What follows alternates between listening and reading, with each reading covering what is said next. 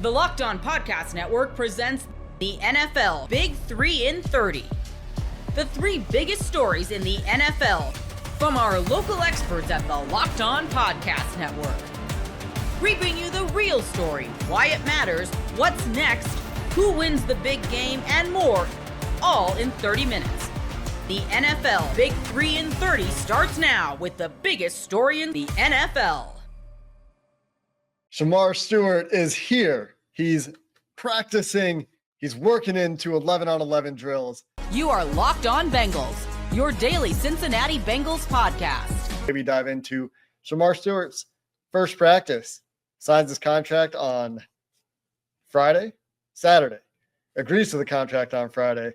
I was stuck in Denver for a real long time. I was waiting to see how long it would be for Jake to mention his travel issues. The intro, of course. I didn't even get to talk before he talked about his intro or his travel issue. He's here.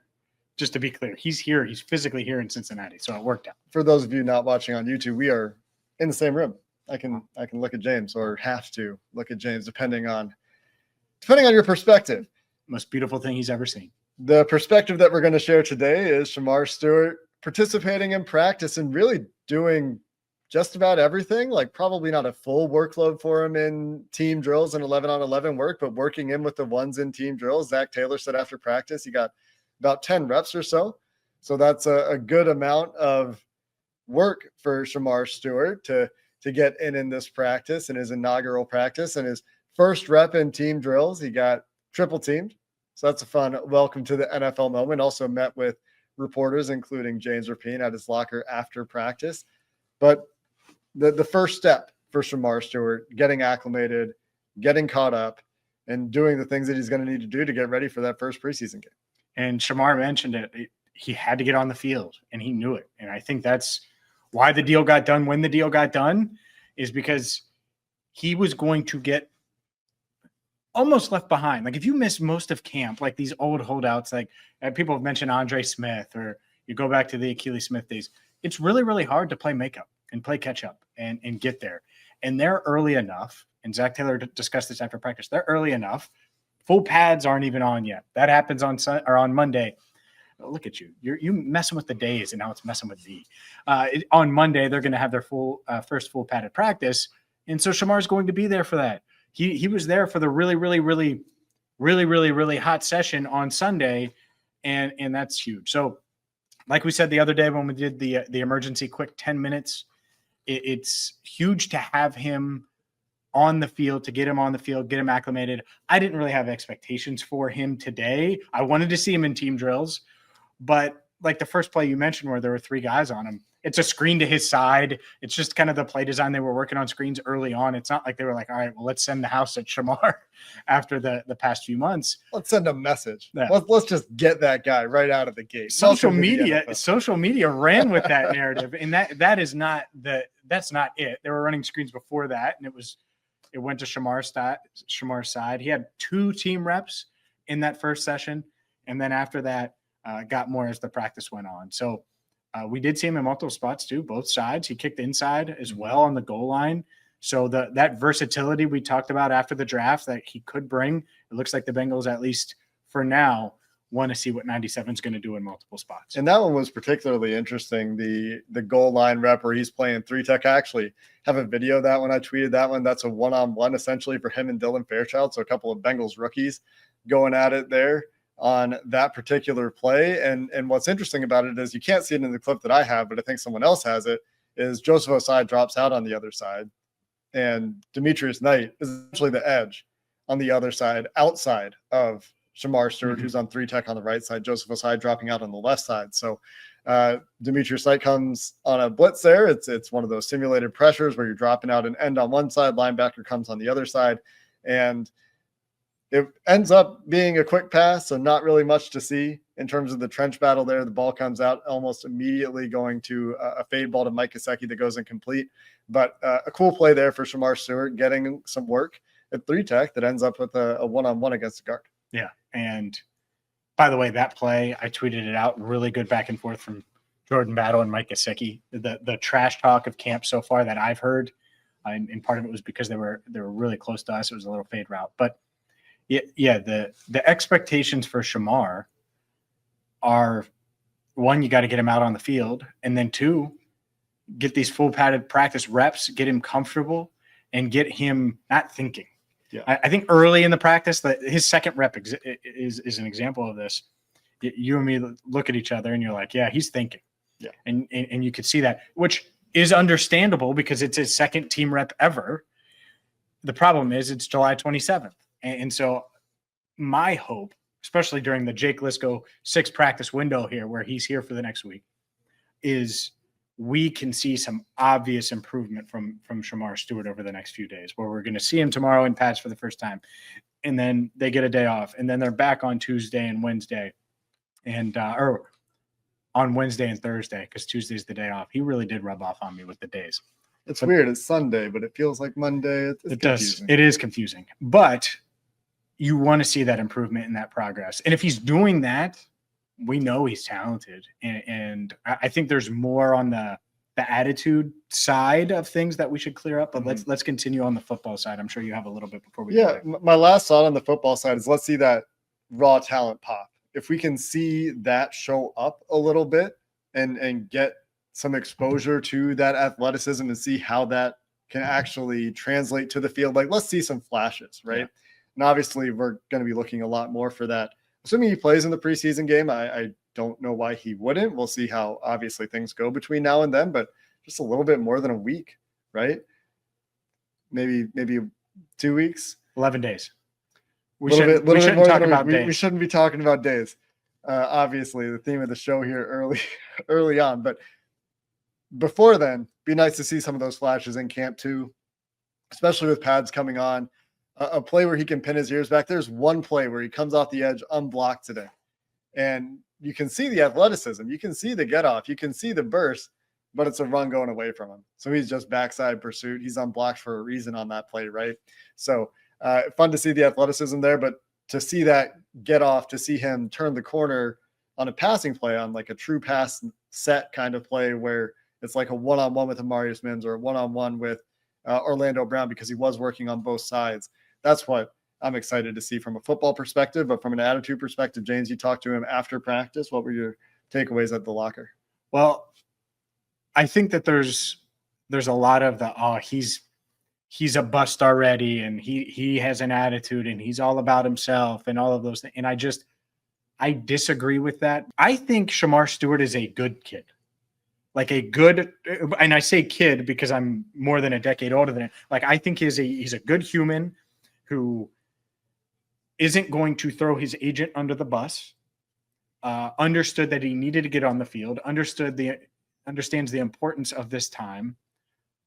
Also, probably believes that he didn't necessarily want that. He didn't want that language for a reason, because the set that precedent. Like, I get that. Like, I still think he probably feels that way.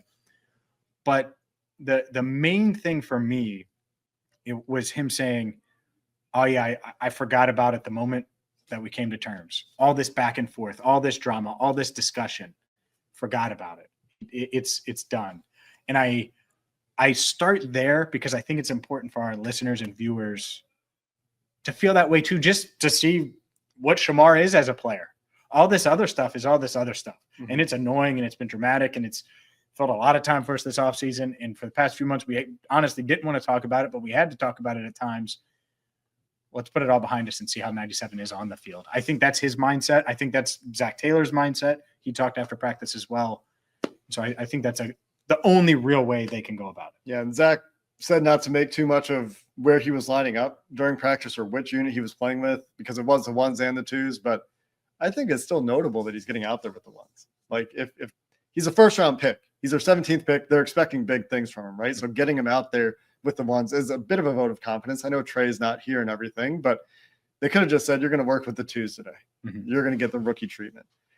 But he didn't. He did get some time in going against the better tackles on the team. The backup tackles today, Jalen Rivers, I thought had a few nice reps when I was watching him, but the backup tackles are not Orlando Brown and Amarius Mims.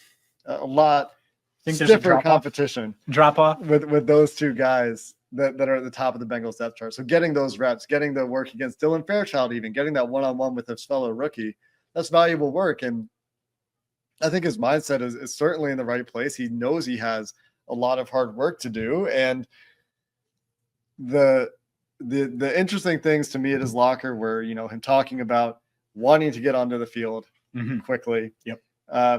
Also did defend his agent, which is interesting. I don't know how much we want to dive down that path, but said he wanted what did he describe Pitbull. as? He wants a pit bull as his agent. He doesn't want someone that's gonna just keel over to whatever. And I do get that mindset. Yeah, I do. Yeah. And it just, there comes a point where the strategy was the wrong strategy. I actually don't mind them being annoyed about the language and trying to set the precedent on Shemar. Like, I don't mind them being annoyed by that. You're allowed to negotiate whatever you want. But as soon as you go public with it and try to win this PR war, that's when you get the result that we had. Ever wish managing your money felt easier? With Monarch Money, it can. Whether you're growing your savings or planning a big purchase, Monarch puts you in the driver's seat. It's like having your own personal CFO, giving you full visibility and control over your finances. Monarch Money is more than a budgeting app. It's a complete financial command center. You can track all your accounts, investments, and spending in one place. So in addition to managing your money, you're also building wealth. Take control of your finances with Monarch Money. Use code LOCKEDONNFL at monarchmoney.com for 50% off your first year. That's monarchmoney.com, code LOCKEDONNFL for half off your first year. The Dallas Cowboys signed a player to a contract extension, but it's not who you think. You are Locked On Cowboys, your daily Dallas Cowboys podcast. Part of the Locked On Podcast Network, your team every day. The Cowboys have signed a player to a contract extension. No, it's not Micah Parsons. It is Jake Ferguson on a new deal that will pay him $30 million guaranteed over the next 5 total years. What were your reactions or your thoughts once you heard this move happen, Landon? Well, I think we started hearing rumblings that there were other players that might be getting extensions soon. And when that started happening, like, it didn't feel like it was Tyler Smith. Like, I don't know why, but it didn't feel like that was the name that was kind of being thrown around, but it didn't feel like that was necessarily the case.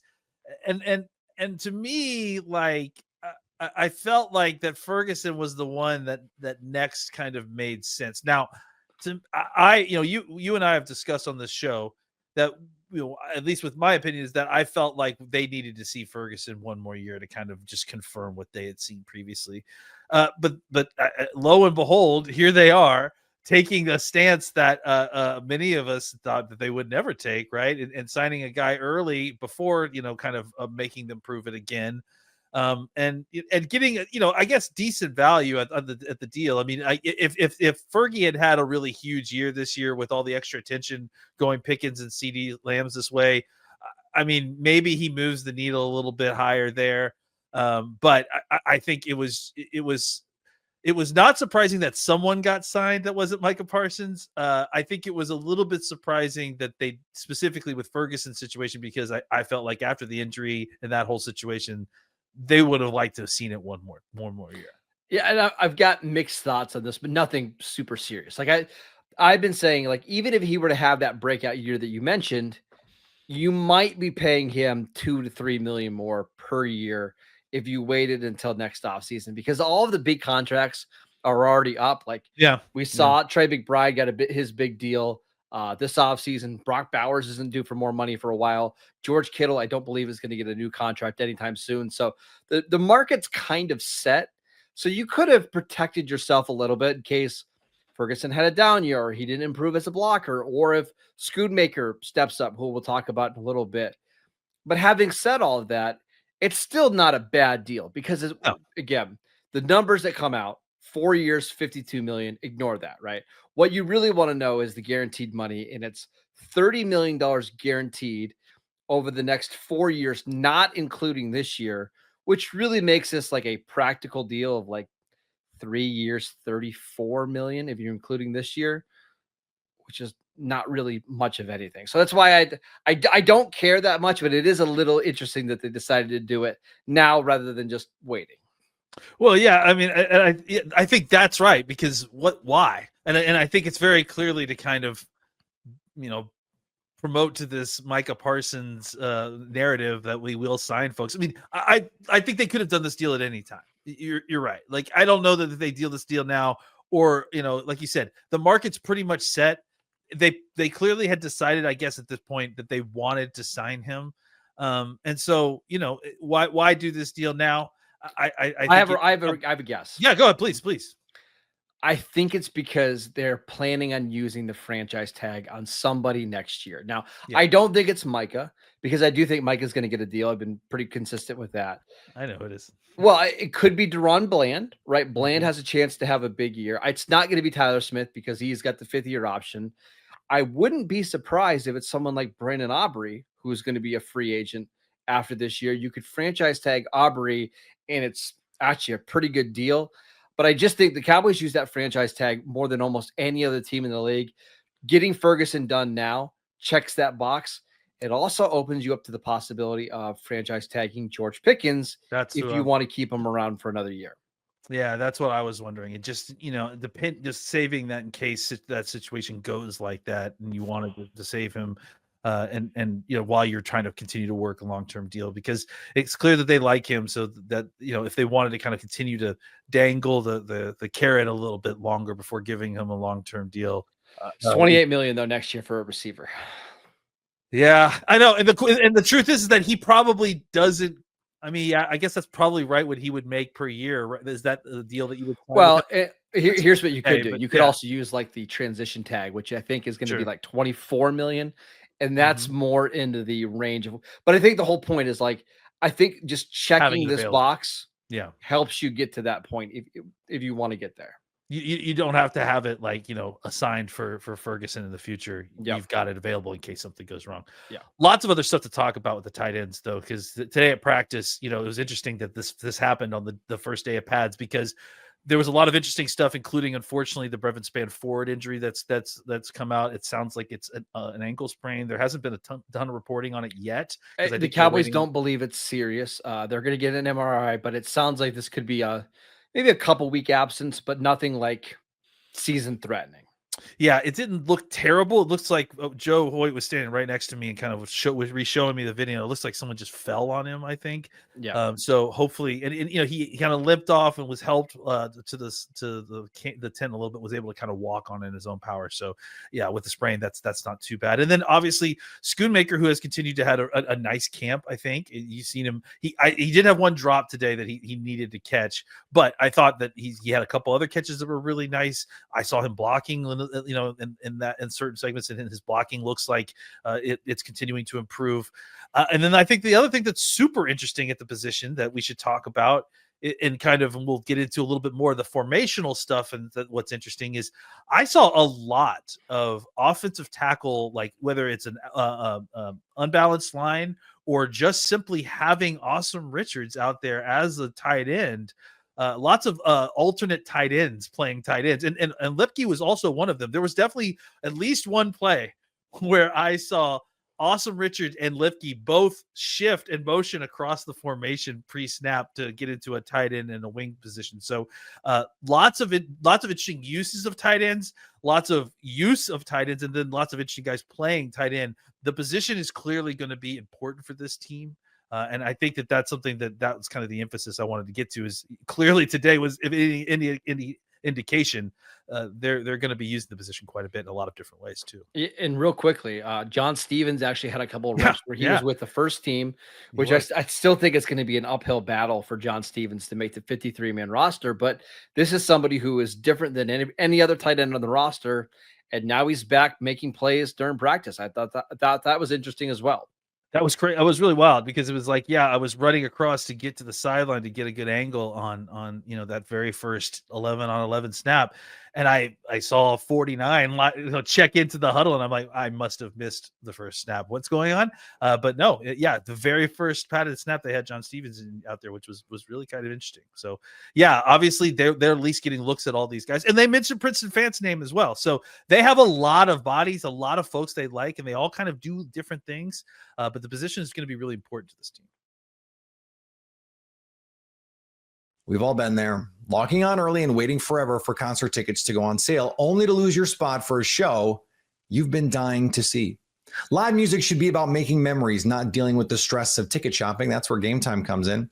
Gametime makes getting concert tickets faster and easier than ever. Prices actually drop as it gets closer to showtime, and you can save up to 60% off with killer last-minute deals. Tired of endless scrolling, trying to find the best deal? Gametime Zone Deal picks the best seats in your section for you. And with Gametime, the price you see is the price you pay. No hidden fees. Take the guesswork out of buying concert and show tickets with Gametime. Download the Gametime app, create an account, and use code LOCKEDONNFL for $20 off your first purchase. Terms apply. Again, create an account and redeem the code LOCKEDONNFL for $20 off. Download the Gametime app today. Last minute tickets, the lowest price, guaranteed. Some early signs of clarity at the quarterback position for the Cleveland Browns. You are Locked On Browns, your daily Cleveland Browns podcast. I did think that day 4 of training camp did give us some early clarity, and it is still very, very early. And Kevin Stefanski hasn't made any final decisions yet on who the starting quarterback is going to be as to how they view this depth chart right now. And it's not even that I think this is not the most profound sort of finding here in general, because I think we already kind of had a sense of that this is where things were at already. And what I mean by that is a depth chart that looks like 1A and 1B being Joe Flacco and Kenny Pickett, Dylan Gabriel that next in line, and Shedeur Sanders being sort of the man bringing up the rear here in this quarterback depth chart right now. That's the way that they've sort of established the order of things going back to the spring. Shedeur Sanders remains the only guy who hasn't taken first-team reps. I've talked about that a number of times, and that continued on day 4. But I think where we started to see some real clarity or some real, get a sense of where things really stand and where they actually they've shown you some separation now, is that in a drill today, they did some modified 7-on-7s, which the modified 7-on-7s, as I've talked about before, how I classify that is basically like it's quarterback, receivers, and running backs against the other teams,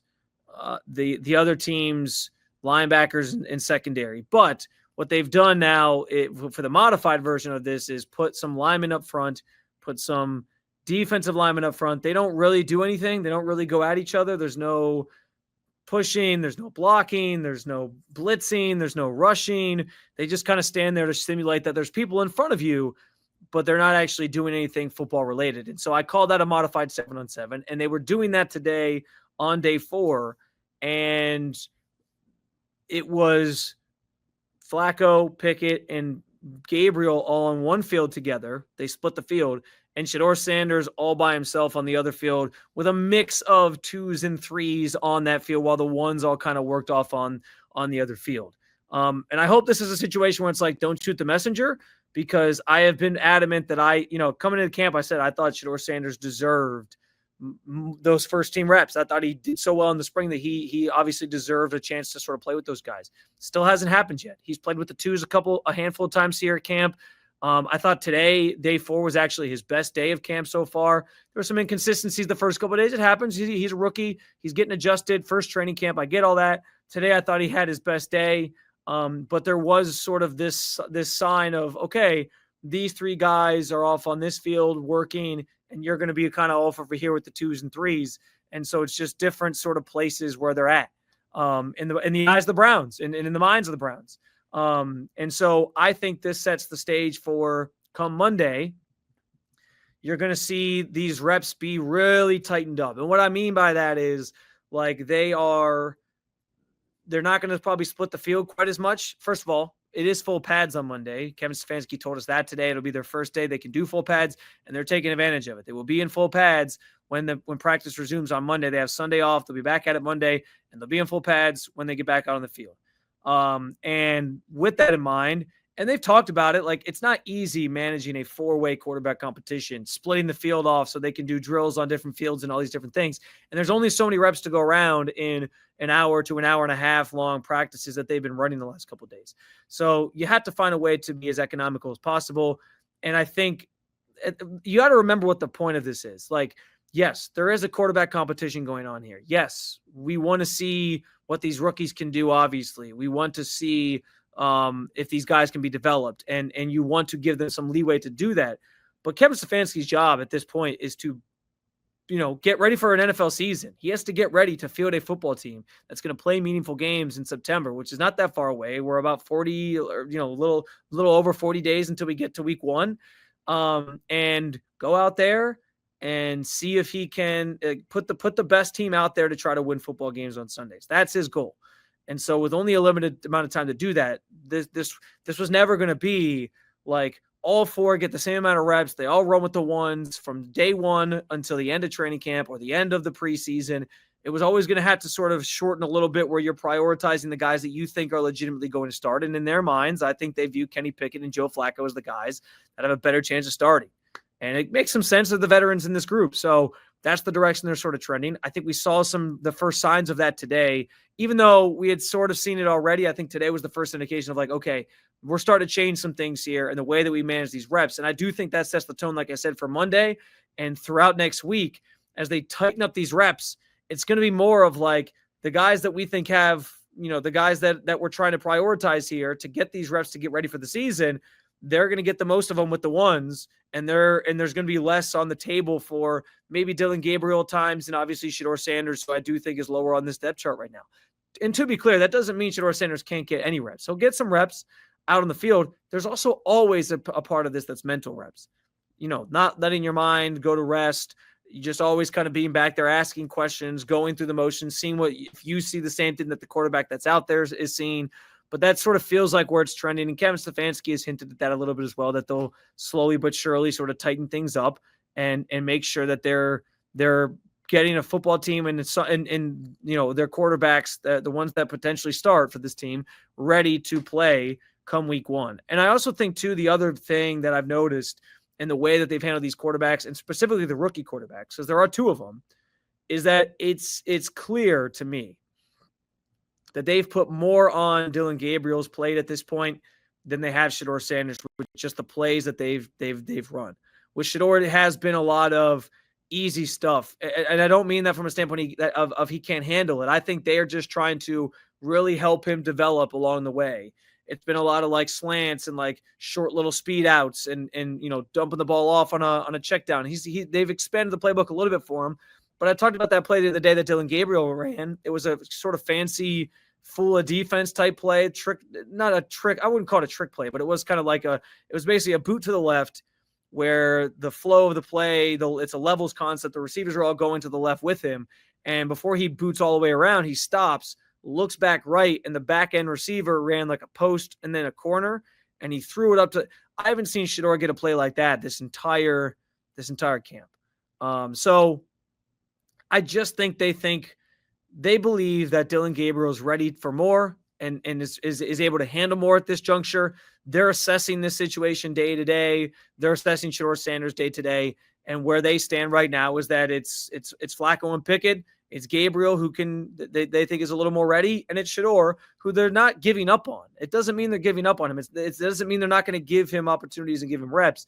But seeing that split today, where it was the 3 quarterbacks on one field and Shedeur on the other, I think provided us with at least some clarity that things might be changing here in the way that they handle these reps with the quarterbacks moving forward, and that they are prioritizing certain guys over others. And that's just the nature of the beast. It's a competition. And at some point you got to sort of whittle things down to get to your starter ahead of week 1 on September 7th. Speaking of Shedeur, though, we talked to him on Friday, and I've said it. He hasn't gotten any first team reps, but what's awesome about Shedeur is that he continues to have the right approach and mindset to all of this stuff, all the way that like where he finds himself on the depth chart right now. And I think it's awesome because it's what you want to hear from any rookie coming into this league,